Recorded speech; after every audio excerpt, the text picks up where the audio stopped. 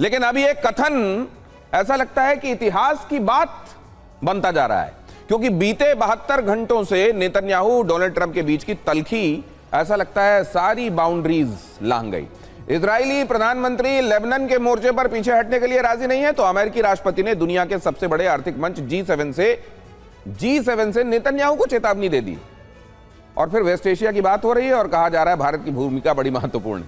ऐसे में सवाल है कि क्या ईरान युद्ध का परिणाम ट्रंप नेतन्याहू संग्राम के तौर पर सामने आ जाने वाला। 14 जून को ईरान अमेरिका के बीच में 14 सूत्रीय MOU फाइनल हुआ था। इस MOU पर मोहर लगने से सिर्फ 2 घंटे पहले नेतन्याहू ने लेबनान पर बमबारी की और इसके बाद एक इंटरव्यू के दौरान ट्रंप ने नेतन्याहू पर भड़कते हुए कहा, बीबी मतलब जो निकनेम है नेतन्याहू का, उससे संबोधित करते हुए कहा कि उन्हें इस वक्त हमले की जरूरत क्या थी। ट्रंप ने बताया कि इस हमले के बाद उन्होंने नेतन्याहू को फोन किया। ट्रंप ने कहा, मैं बहुत गुस्से में था, मैंने उन्हें बता दिया। उनके यानी बेंजामिन नेतन्याहू के पास जरा सी भी समझ नहीं है, यह बात भी उन्होंने कही। और इसके बाद 14 जून को ही एक इजरायली अखबार से बातचीत में नेतन्याहू ने कहा, हमने बेरूत में सर्जिकल स्ट्राइक की मंजूरी दी। उन्होंने ट्रंप का नाम लिए बगैर साफ कहा, इजराइल पर गोलीबारी बर्दाश्त नहीं होगी। इसके बाद ट्रंप ने 15 जून को अमेरिकी मीडिया से बातचीत में कहा, इजराइल को समझौते के हिसाब से चलना होगा। जिसके बाद 15 जून को ही बेंजामिन मीडिया के सामने आए, उन्होंने साफ साफ कह दिया, समझौता यूनाइटेड स्टेट्स राष्ट्रपति द्वारा बनाया गया है, यह उनका यानी डोनाल्ड ट्रंप का फैसला है, मैं इजराइल को किसी समझौते से नहीं बांधूंगा। यानी नेतन्याहू ने साफ कर दिया कि इजराइल समझौते को नहीं मानता, जरूरत पड़ी तो जवाब दिया जाएगा। और इसके बाद 16 जून को डोनाल्ड ट्रंप फ्रांस में जारी G7 की बैठक में पहुंचे। यहां मीडिया से बात करते हुए उन्होंने नेतन्याहू को चेतावनी दी, कहा, हमारे बगैर इजराइल का कोई वजूद नहीं है, बीवी को जिम्मेदारी से व्यवहार करना चाहिए। यहां से बात महत्वपूर्ण है, गौर करने वाली है कि युद्ध और युद्ध विराम के दौरान ट्रंप लगातार नेतन्याहू से फोन से संपर्क में थे। चाहे कितना भी विवाद हो, वो नेतन्याहू से टेलीफोनिकली बातचीत जरूर कर रहे थे, लेकिन अब ऐसा नहीं हो रहा है। आखिरी बार ट्रंप ने 14 जून को नेतन्याहू से फोन पर बात की थी, जिसके बाद से 72 घंटे बीत चुके हैं। दोनों एक दूसरे को लेकर मीडिया में बयान जारी कर रहे हैं, लेकिन फोन पर दोनों की कोई बातचीत नहीं हुई है। मीडिया रिपोर्ट्स की माने तो इजराइल ने अमेरिका से शांति समझौते का टेक्स्ट दिखाने का अनुरोध किया था, लेकिन उनके अनुरोध को अमेरिका ने अस्वीकार कर दिया है। यानी अमेरिकी राष्ट्रपति तय कर चुके हैं, उन्हें इजराइल की सहमति या असहमति से कोई फर्क नहीं पड़ता। दूरियां कितनी बढ़ चुकी हैं, इसकी गवाही इजराइल से आ रही वो रिपोर्ट्स भी देती हैं, जिनके मुताबिक नेतन्याहू की अपनी पार्टी लिकुड ने ट्रंप के साथ उनके रिश्तों पर चलाया जा रहा चुनावी कैंपेन स्थगित कर दिया है। पार्टी इस निष्कर्ष पर पहुंची है कि ट्रंप नेतन्याहू की दोस्ती जनमत हासिल करने में फिलहाल मदद नहीं कर सकती। अब इजराइल की ताकत उसकी वायुसेना के पास मौजूद फाइटर जेट्स की बड़ी स्क्वाड्रन है और इसके दम पर वो अरब की महाशक्ति कहलाता है। लेकिन बिना रिफ्यूलिंग एयरक्राफ्ट के इजराइल के लिए ईरान पर बमबारी करना बेहद मुश्किल है। दरअसल टेल अवीव से तेहरान की दूरी करीब 1600 किलोमीटर है। इजराइल का सबसे आधुनिक फाइटर जेट F-35 है, जो उसे अमेरिका से ही मिला है। इस फाइटर जेट की रेंज जो है वो 2200 किलोमीटर की है। ऐसे में यह फाइटर जेट ईरान पहुंचने में तो सक्षम है, लेकिन बमबारी करके वापस ईरान नहीं लौट सकता।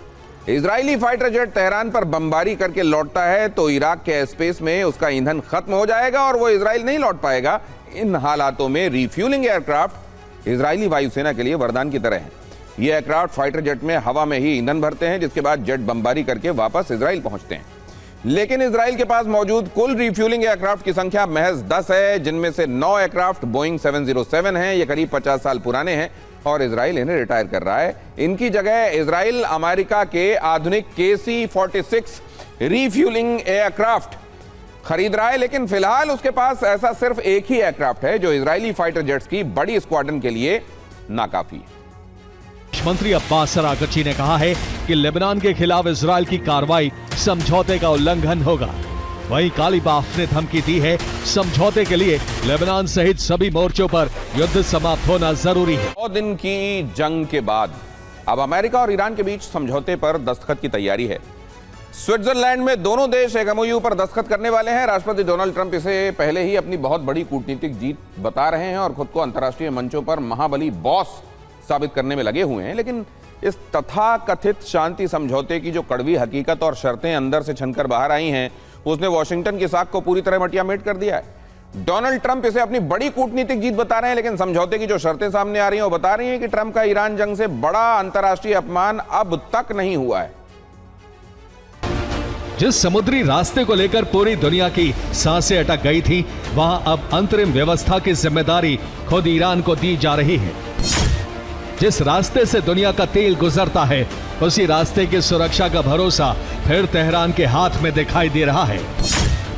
सवाल उठ रहा है कि अगर युद्ध का इतना बड़ा मकसद यही था, तो आखिर अमेरिका को हासिल क्या हुआ? अभी तक सामने आई जानकारी के मुताबिक ईरान का परमाणु कार्यक्रम बंद नहीं होगा। यूरेनियम संवर्धन पर बातचीत जारी रहेगी, वार्ता चलेगी और उस दौरान मौजूदा स्थिति बनी रहेगी। यानी जिस मुद्दे को दुनिया की सबसे बड़ी सुरक्षा चुनौती बताया गया, वो अभी भी बातचीत की मेज पर है। मिसाइल कार्यक्रम को लेकर भी कई सवाल हैं। अब तक सामने आई शर्तों में बैलिस्टिक मिसाइल कार्यक्रम का कोई स्पष्ट उल्लेख नहीं दिख रहा। इजराइल के चैनल 12 ने इस डील की बातें लीक होने का दावा किया है।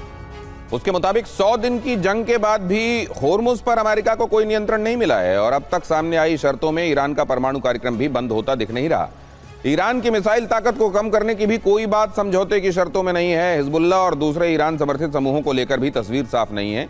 वहीं दूसरी तरफ आर्थिक मोर्चे पर ईरान को बड़ी राहत मिलने की बात हो रही है। तेल बिक्री से लेकर बैंकिंग और फ्रीज संपत्तियों तक कई रास्ते खुलते दिखाई दे रहे हैं।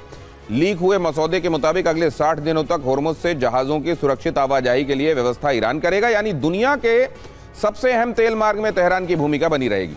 सामने आई शर्तों के मुताबिक आगे की व्यवस्था में अमेरिका की कोई भूमिका नहीं होगी। होर्मुज से गुजरने वाले समुद्री रास्ते के भविष्य का फैसला ईरान और ओमान करेंगे, यानी होर्मुज के मामले में निर्णायक प्रभाव ईरान का ही बना रहने वाला है।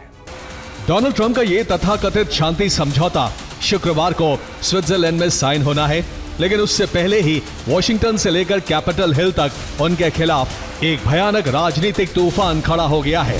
डेमोक्रेटिक सीनेटर चक शूमर ने साफ तौर पर मांग की है कि इस समझौते का पूरा मसौदा तुरंत देश के सामने जारी किया जाए, क्योंकि सरकार अमेरिकी जनता को अंधेरे में रख रही है।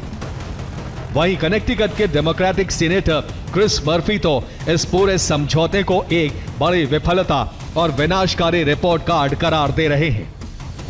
केवल विपक्ष ही नहीं, बल्कि डोनाल्ड ट्रंप के अपने पूर्व उपराष्ट्रपति माइक पेंस ने इस सौदे पर सबसे गंभीर सवाल उठाते हुए पूछा है कि आखिर इस पूरी डील में ईरान के मिसाइल कार्यक्रम को रोकने की शर्त कहां है। वॉशिंगटन के think tank foundation for defence of democracies के मार्क डुबोविट्स भी मानते हैं कि यह ईरान को दी गई एक बहुत बड़ी और अनुचित आर्थिक रियायत है। और अब जरा स्क्रीन पर दिख रहे इस बड़े से आंकड़े को देखिए। यहां लिखा है 300 बिलियन, यानी 30,000 करोड़ डॉलर। यह रकम ईरान के पुनर्निर्माण के नाम पर ईरान को दी जा सकती है, लेकिन आलोचक इसे सीधे तौर पर ईरान को मिलने वाला युद्ध का हरदाना ही मान रहे हैं। इतना ही नहीं, अब ईरान विदेशों में फ्रीज हुई अपनी अरबों डॉलर की संपत्ति को भी फौरन निकाल सकेगा और उनका इस्तेमाल कर पाएगा। समझौते पर दस्तखत होते ही ईरान को अंतर्राष्ट्रीय बाजार में फौरन कच्चा तेल बेचने की खुली आजादी भी मिल जाएगी। 4 दशकों से वैश्विक बैंकिंग सिस्टम से कटे हुए ईरान के लिए अब अंतर्राष्ट्रीय बैंकों के दरवाजे पूरी तरह से खुल जाएंगे। तेल के इस बड़े कारोबार को आसान बनाने के लिए ईरान को ग्लोबल शिपिंग और इंश्योरेंस सेवाओं के इस्तेमाल की भी छूट मिल जाएगी। इसलिए सवाल है कि आखिर इस 100 दिन के खूनी युद्ध के बाद असली फायदे में है कौन, अमेरिका या ईरान? ईरान की ओर से मोहम्मद बाकर कालीबाफ और अमेरिका की ओर से जेडी वैंस के नेतृत्व में प्रतिनिधिमंडल पहुंचने की खबर है। अगर शुक्रवार को दस्तावेज सार्वजनिक होता है तो दुनिया उसकी हर लाइन पढ़ेगी, और अगर सब कुछ ठीक रहा तो 19 जून को समझौते पर दस्तखत होंगे, तस्वीरें खींचेंगी और दुनिया को बताया जाएगा कि युद्ध खत्म हो गया। अमेरिका और ईरान के बीच सुलह का रास्ता साफ हो चुका है। ट्रंप ने होर्मुज के करीब समुद्री नाकाबंदी को हटाने का आदेश भी दे दिया है और यह दावा है कि शुक्रवार से होर्मुज पूरी तरह से खोल दिया जाएगा। लेकिन अमेरिकी खुफिया एजेंसियों ने दावा किया है कि ईरान होर्मुज को कभी भी एक हथियार की तरह इस्तेमाल कर सकता है। अगर अमेरिका के साथ फाइनल समझौते में किसी भी तरह की अड़चन आती है तो होर्मुज को फिर से बंद किया जा सकता है। और अमेरिकी नेवी भी दावा कर रही है कि होर्मुज में ईरान के ड्रोन हमले जारी हैं और अब तक पूरी तरह से शांति का माहौल बन नहीं पाया है।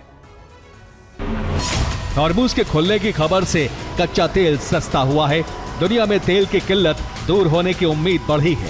तेल गैस की कीमतें भी पहले के स्तर पर लौटने की उम्मीद है। ईरान के प्रति नरमी का असर देखिए। ट्रंप ने कहा, हमें ईरान के संवर्धित यूरेनियम को हासिल करने की कोई जल्दबाजी नहीं है। ट्रंप ने यह भी कहा है कि हम जब संवर्धित यूरेनियम हासिल करेंगे तो उसे नष्ट करेंगे।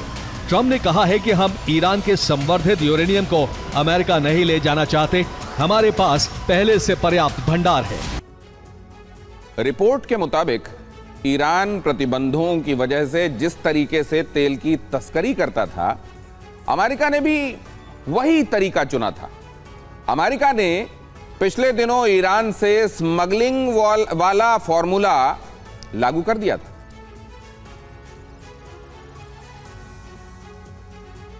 और इसके तहत फारस की खाड़ी से टैंकर अपना ट्रांसपॉन्डर बंद करके चलते थे।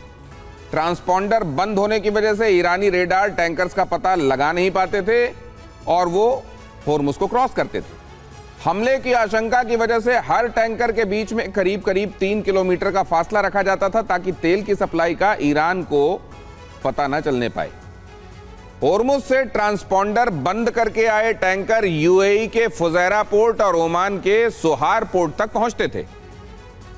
यहीं मई की शुरुआत से तेल ट्रांसफर का मिशन चल रहा था। रिपोर्ट के मुताबिक मंगलवार को भी इस क्षेत्र में 12 जोड़े टैंकर देखे गए। 8 जोड़े टैंकर ओमान में मौजूद थे, यानी टैंकर एक साथ खड़े थे और तेल का जो ट्रांसफर है वो यहां चल रहा था। 4 पेयर 4 जोड़े टैंकर फुजैरा पोर्ट पर भी देखे गए। सैटेलाइट तस्वीरों से यह जानकारी मिली कि इन दोनों पोर्ट्स पर लगातार टैंकर से दूसरे टैंकर में तेल का ट्रांसफर चलता रहा। अब यह सब हो क्यों रहा था? ईरान को चकमा देने के लिए तेल ट्रांसफर के बाद वो टैंकर जो ट्रांसफर कर देते थे वापस चले जाते थे ताकि ईरान के रेडार की चेकिंग में टैंकर वहीं फारस की खाड़ी में खड़े हुए नजर आए। फारस की खाड़ी में टैंकर ट्रांसपॉन्डर फिर खोल लेते थे और ऐसे में ईरान के रिकॉर्ड में टैंकर्स की लोकेशन में बदलाव नजर नहीं आता था और रेडार में टैंकर की मूवमेंट नोट नहीं होती थी। ट्रंप ईरान को लेकर बेहद नर्म नजर आ रहे हैं। जर्मनी माइंस हटाने में मदद के लिए तैयार है। जर्मनी ने अभियान में ईरान से मंजूरी को जरूरी बताया है। ब्रिटेन भी अमेरिका ईरान की मंजूरी से मिशन में शामिल होगा। अमेरिका हॉर्मुज के करीब नाकाबंदी हटा चुका है। टैंकर से रोक टोक भी खत्म कर दी गई है। ईरानी कंपनी के तेल टैंकर को भी नहीं रोका जा रहा है।